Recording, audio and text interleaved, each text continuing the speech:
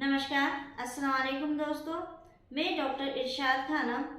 आज मैं आपको एक ऐसा रोमांचक बात बताने वाली हूँ, एक ऐसे विषय पर चर्चा करने वाली हूँ जिसके बारे में बहुत कम लोगों को पता है। जैसे कि आपने हेडिंग से पढ़ समझा होगा कि मैं शाहबानो वर्सेस बाबरी मस्जिद की बात कर रही हूँ। तो आप लोगों के जहन में ये सवाल ज़रूर आ रहा होगा कि क्या शाहबानो और बाबरी मस्जिद से संबंधित कोई वाद न्यायालय में चला था, या फिर आप ये सोच रहे होंगे कि आखिर दोनों में संबंध क्या है। दोनों में क्या संबंध है उसके बारे में मैं आपको आज बताने वाली हूँ इस वीडियो के माध्यम से। शाहबानो का केस कैसे बाबरी मस्जिद के मामले से मिला है और राजीव गांधी का इसमें क्या रोल था, उसी सब विषय पर आज हम चर्चा करेंगे। इस चर्चा को देखने से पहले अगर अभी तक आपने आयरा टॉक्स चैनल को सब्सक्राइब नहीं किया है तो आप चैनल को सब्सक्राइब करें ताकि मैं जो भी वीडियो अपलोड करूं उसके नोटिफिकेशन आप लोगों को तुरंत मिल जाए।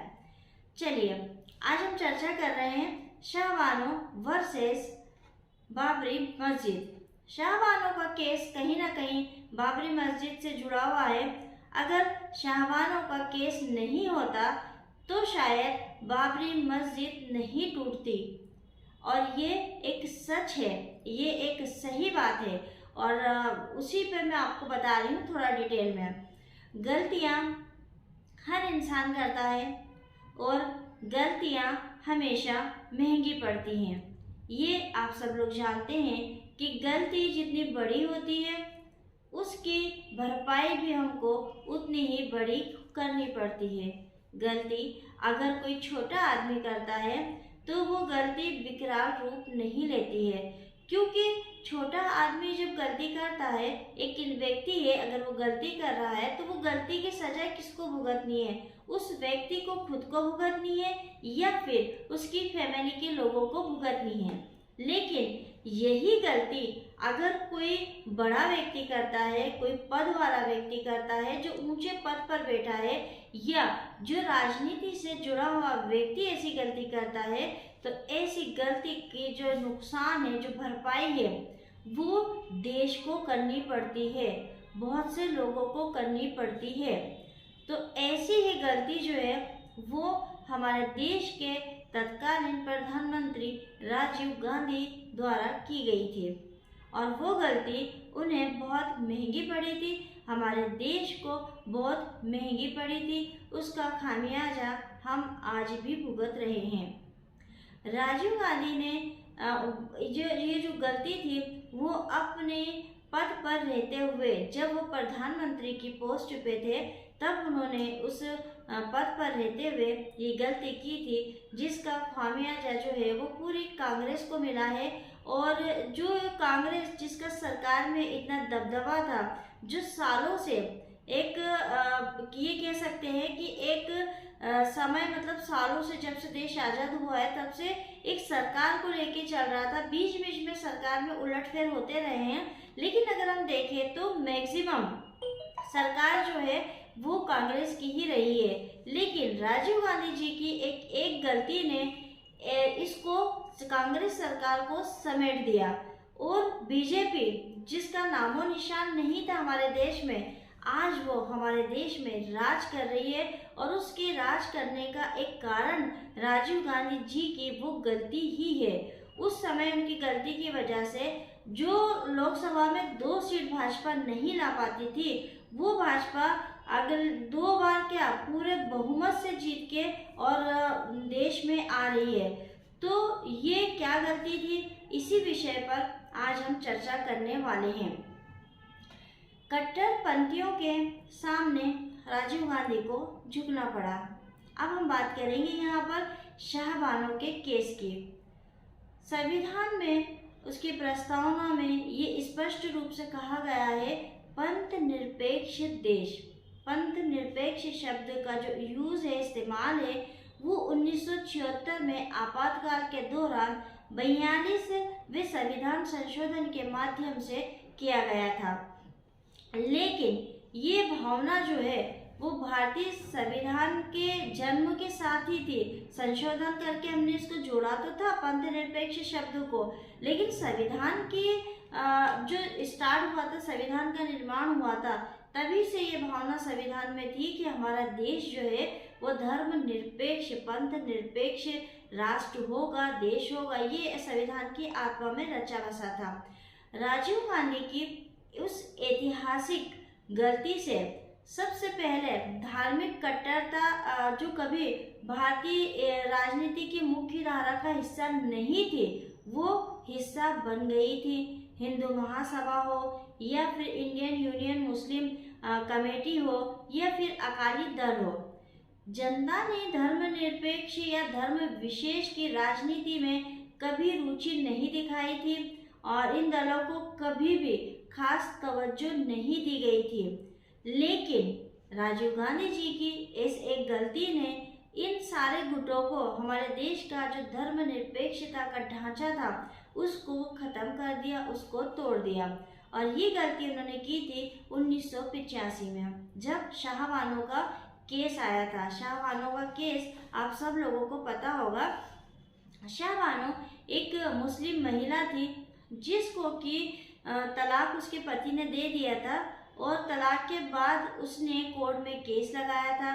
केस मेंटेनेंस का जीत गई थी। इसी दौरान उसके पति ने उसको तलाक दिया केस के चलने के दौरान।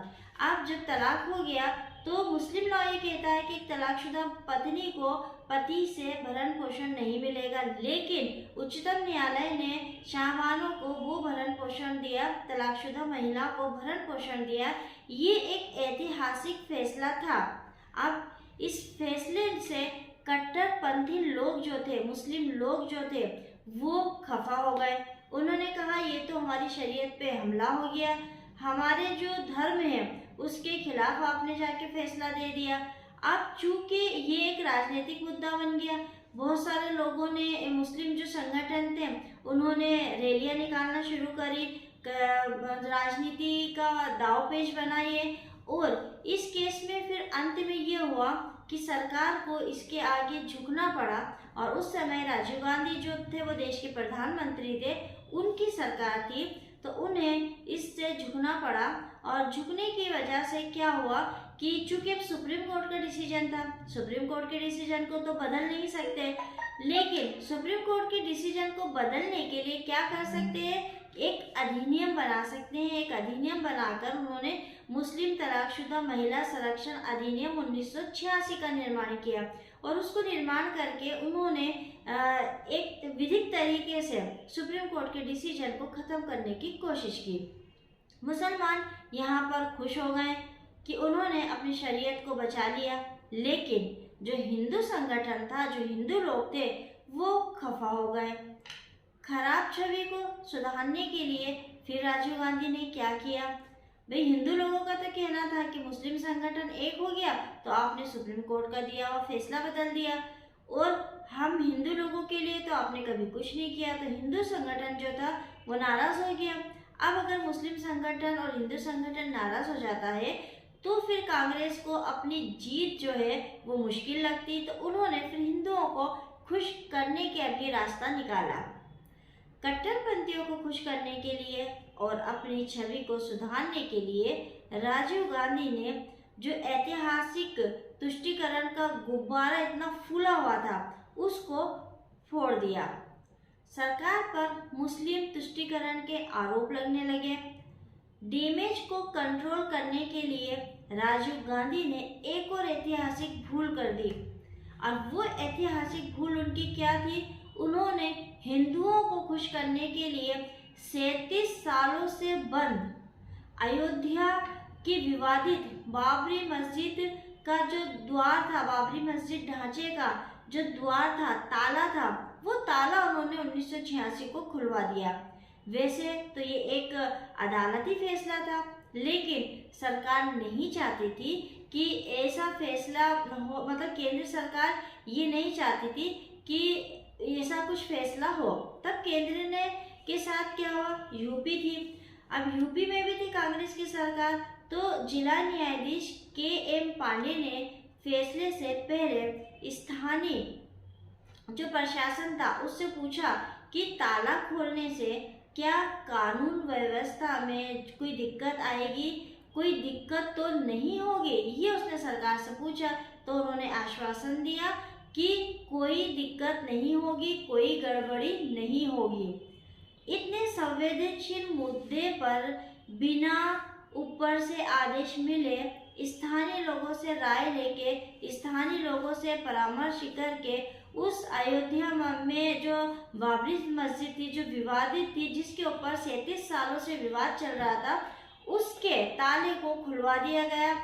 वहां पर राजीव गांधी ने खुद जाकर पूजा अर्चना की। विवादित स्थल के पास राम मंदिर का शिलान्यास किया गया और इस तरह से बाबरी मस्जिद का ताला खुलवाकर अयोध्या में राम मंदिर के निर्माण के लिए राजीव गांधी का ये ऐतिहासिक जो भूल थी वो हमें भारी पड़ी, हमारे देश को भारी पड़ी।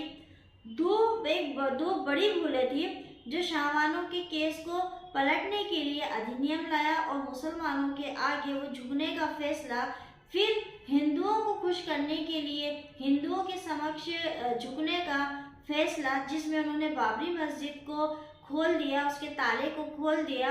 फिर उसके बाद के मसले तो आपको पता ही हैं कि कार सेवकों के द्वारा उसको ढहाया गया और वहाँ अब राम मंदिर का निर्माण हो रहा है।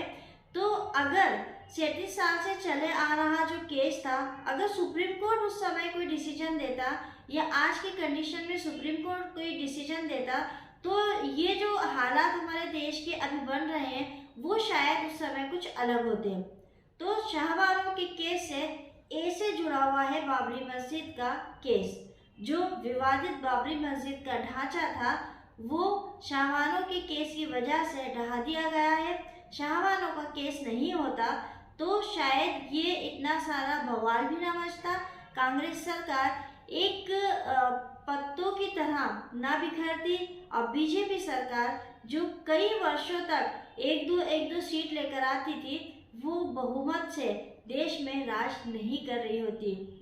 राजीव गांधी जी की एक भूल वो हम सब पर पड़ी भारी और शाहबानों वर्सेस बाबरी मस्जिद का जो वाद है, जो बात है, जो मामला है वो आप लोगों को समझ में आ गया होगा, ऐसी मुझे आशा है। अगर वीडियो आपको पसंद आया है, ये जानकारी आपके लिए उपयोगी है तो आप कमेंट्स करके ज़रूर बताइएगा। मिलेंगे अगले वीडियो में एक नए विषय के साथ, तब तक के लिए शुक्रिया, धन्यवाद।